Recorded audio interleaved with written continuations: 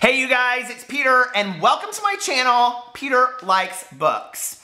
Okay, before I get started on this video, let me just preface it by saying I have tried to make this video like 5 or 6 times today, and I keep on deleting it and starting it over and deleting it and starting it over, and I think the problem is that I don't really want to piss anybody off. So let me just say that this is just my feelings, what's going through my head about this certain issue. I by no means mean to offend anybody, especially some of my friends on BookTube who I know have made me kind of question this issue. I also by no means mean to start some huge drama on BookTube, so I don't want you guys to think that that's really what my motive is.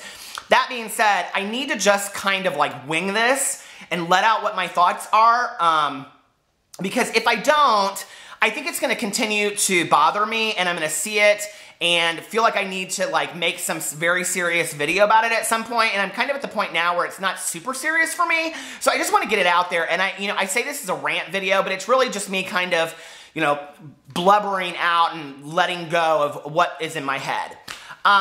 So the issue to me is this idea of what is a reader on BookTube, and I know that this came up several months ago, and trust me, I am not like riding the coattails of that issue.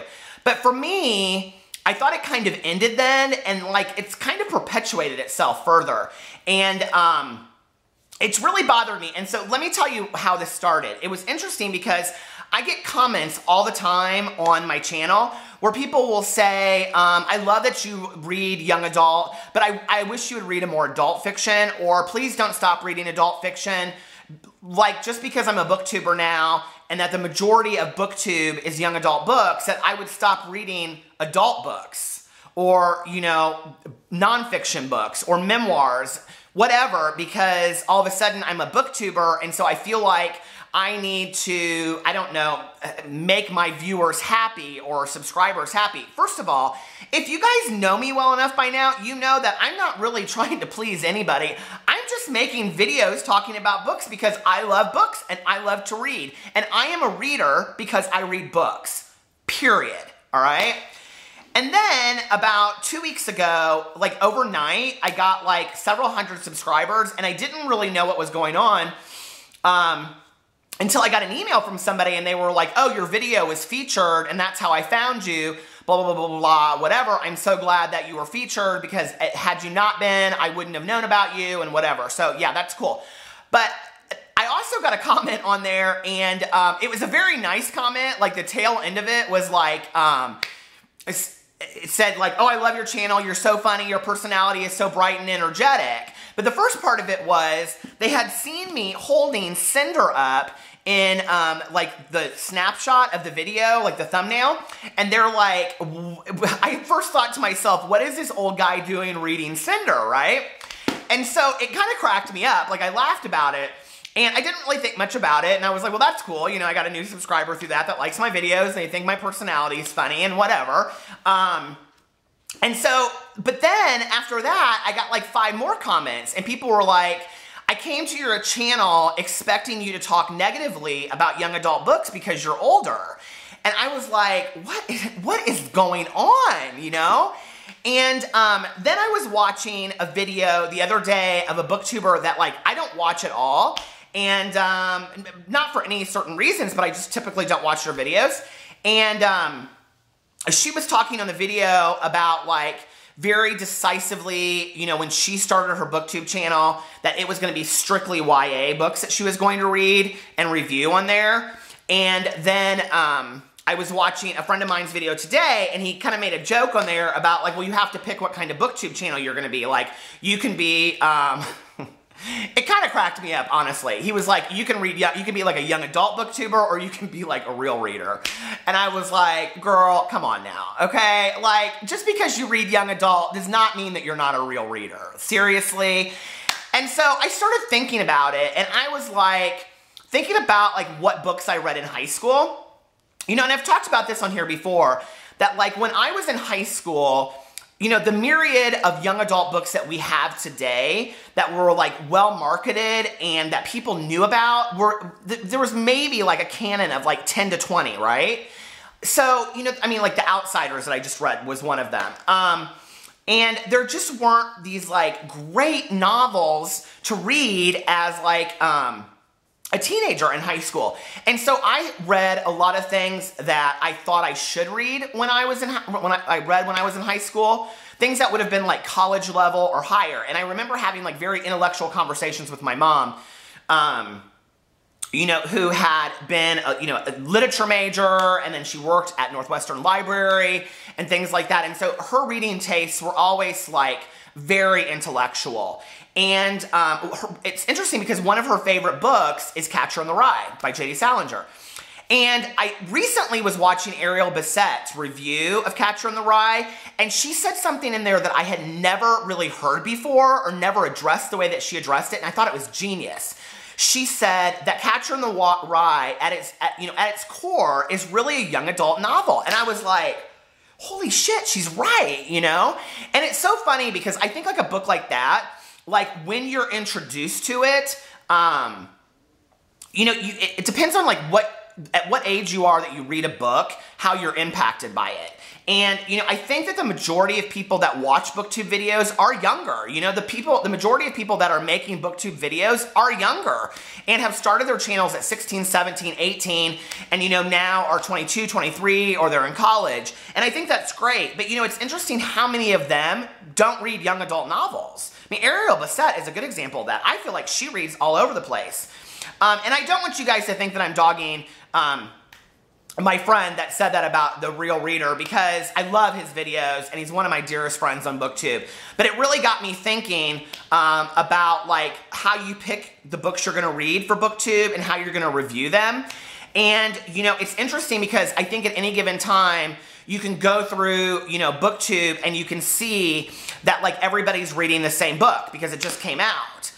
But that's kind of like the review community in general. Like, you know, in the makeup YouTube world, if a new makeup comes out, everybody's going to review that. Or if a new movie comes out, everybody's going to review that new movie. It's not like, you know, like when the new J.K. Rowling book came out, or the new Harry Potter book came out. Like, everybody was talking about that because it just came out and everybody loves Harry Potter. Now, I think if your intention is that you're just trying to get a bunch of subscribers on BookTube and you just want people to follow you so you're making videos that are relevant, well, that's okay too. I mean, there's nothing wrong with that. If that's what your motive is that you want to have a bunch of followers on BookTube, then you probably need to make videos that are going to be relevant. And I don't just think that this is, did you see the lights go down? We're like tornado warning right now. I don't think this is, oh, I thought I heard a tornado. But I didn't. Anyway, I don't think this is anything that is exclusive to the BookTube world. I think it's all over YouTube and really all over the world too, right? But what I wanted to address is, you know, like, I have a good friend of mine and she reads, it's my best friend, and she typically reads all mystery thrillers, right? And I have wanted to read like A Little Life forever. If I said to her, let's read it at the same time, she'd say, baby, I love you, but I have no interest in reading that book, right? I mean, she just seriously wouldn't. She'd have no interest in reading it whatsoever. And, you know, if she wants to read a fast read, a good story, something that she's going to get engrossed in and put away, does that make her any less of a reader than I am because of what I read? Does it make me any less of a reader because I'm 44 years old and I'm reading young adult novels because I love the stories and I get taken with them? No, I don't think that makes me any less of a reader.